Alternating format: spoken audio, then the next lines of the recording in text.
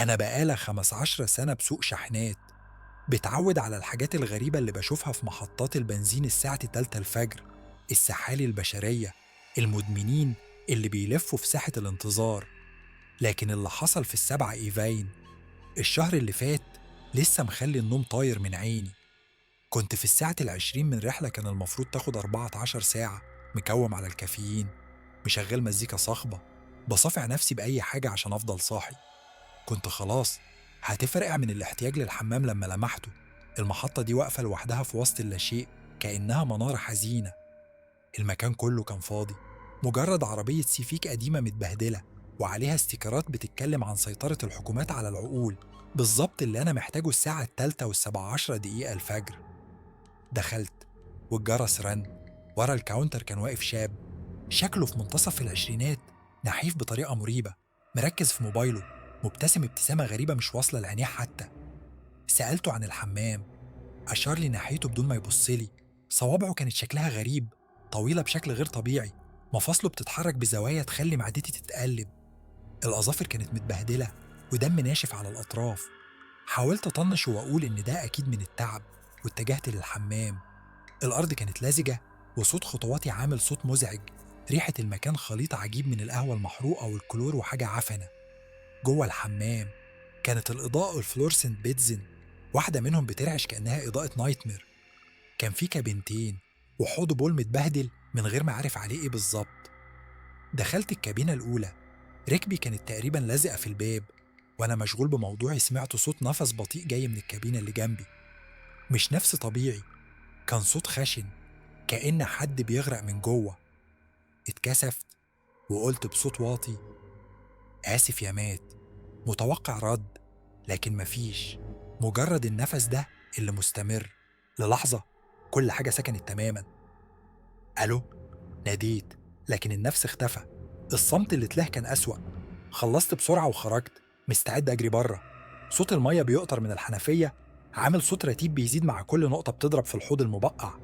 لفيت الحنفية ورشيت شوية مية على وشي، والمراية قدامي كانت بتواجه الكابينات ورايا. وأنا بميل لقدام لمحته في الانعكاس حركة في الكابينة اللي جنبي، المكان اللي سمعت منه النفس من شوية. في الانعكاس شفت صوابع طويلة بشكل غير طبيعي، رمادية بيضاء، بتلف حوالين حافة باب الكابينة. تجمدت مكاني، بتابع وأنا بشوف الشكل بيظهر في المراية، البائع. لكن شكله كان مرعب، عينيه مفتوحة على آخرها، كتافه منحنية بزوايا مش طبيعية، ابتسامته كانت أكتر شراسة، وبيسيل لعابه زي كلب هائج مستعد يهجم. اندفعت ناحية الباب بسرعة، لكنه مفتحش. المقبض لف في إيدي، لكن كأن في قوة بتمنعه يتحرك. النور ومي مرة، مرتين، وبعدين اختفى تماما. ظلام الخانق ابتلع المكان، والريحة العفنة بتزيد وبتكتم الهواء حوالي. خفتك؟ الصوت كان جنب ودني مباشرة، صابع بارد لمس ركبتي. محدش بيوقف هنا بقى، كان لازم أعمل حاجة ممتعة. شاشة موبايل اشتغلت فجأة، نورها كاشف وشه على بعد بوصات مني. عنبه كانت سودة، الحدقة واسعة جدا كأنها فجوات بتمتص كل الضوء. دفعت بكوعي للخلف بكل قوتي، حسيت إنه خبط في حاجة صلبة.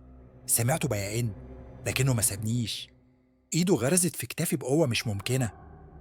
ما تمشيش. صوته كان نبرة طفل بيعيط. أنا وحيد. الهلع سيطر على جسمي بالكامل. مسكت سلة المهملات المعدنية ورميتها على راسه بكل قوتي. الصوت اللي طلع كان بشع. تراجع لورا، أخيرا سابني. حاولت ألف المقبض بقوة، لكن الباب لسه مش بيتحرك. كان لسه ورايا. سمعت صوت حركة مبلولة، ببص من فوق كتفي. اللي بيبيع كان زاحف ناحيتي على أربع، بيتحرك بسرعة مش طبيعية، راسه متدلية بزوايا غير ممكنة مكان الضربة اللي ضربتها له. لكن الابتسامة عمرها ما اختفت. Lonely, I'm so lonely, I've nobody to call my own. كان بيغني وهو عامل وش حزين كأنها حفلة له. دفعت بكل قوتي ضد الباب، زودت الضغط مع كل محاولة لحد ما خيارها فتح. انطلقت من المحل زي فريسة بتجري من مفترس، ضحكاته بتلاحقني لحد ما اتحولت لصراخ غضب، بيشتم وبيزعج عشان ارجع. لكني ما بصيتش ورايا، جريت على الشحنة. وانا بحاول افتح الباب بصيت لورا، كان واقف عند المدخل، ثابت تماما، ما عدا رأسه اللي كانت مائلة بزاوية مستحيل لأي رقبة بشرية تتحملها. نور الفلورسنت وميه فوقه، شكله مشوه وظله ممدود على ساحة الانتظار. رفع إيده فرد صوابعه كأنها أكتر من العدد الطبيعي. تعالى تاني، صرخ وكأنها ليلة ممتعة بالنسبة له. كنت محظوظ إن الطريق كان فاضي، وإلا كنت اتصدمت في لحظة. بعد أسبوع من اللي حصل شفت تقرير إخباري على قناة محلية، كانوا بيتكلموا عن راجل بيشتغل في محل 7 إلفن. الزبائن كانوا بيشتكوا لعدة أيام من ريحة كريهة خارجة من الحمام، لحد ما الشرطة اتدخلت ولقوا جثث لحيوانات نافقة مخزنة في فتحات التهوية. لما سألوه ليه بيقتل الحيوانات الضالة وبيحتفظ بجثثهم جوه المحل، رد عليهم ببساطة: أنا ما بحبش أكون لوحدي